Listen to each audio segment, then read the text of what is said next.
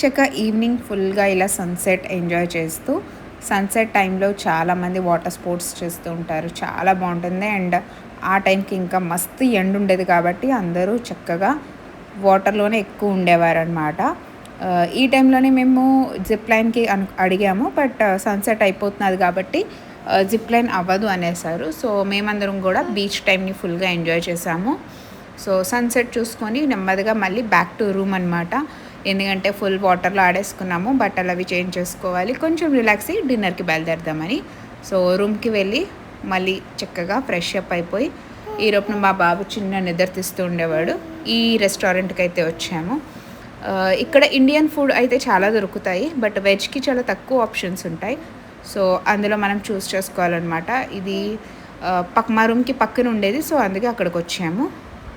Mostly మేమైతే చైనీసే order చేస్తాము. So noodles ఒక ప్లేట్ అండ్ ఫ్రైడ్ రైస్ మా ముగ్గురికి సరిపోతుంది. సో అదైతే ఆర్డర్ చేసేసుకున్నాము. అండ్ వాళ్ళకి వెరీ స్పెసిఫిక్గా ఓన్లీ వెజ్ అని చెప్పాలి. సో ఇదేమో సన్ రైజ్ బీచ్ అనమాట.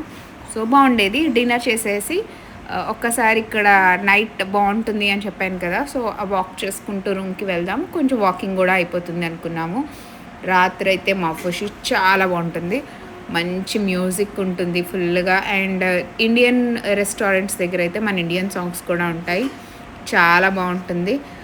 సో అవన్నీ చూసుకుంటూ మేమైతే వాక్ చేసేవాళ్ళం. చూసారా, లైటింగ్తోనే మీకు తెలుస్తుంది. మ్యూజిక్ అయితే నేను పెట్టలేదు. సో బయలుదేరిపోయామన్నమాట.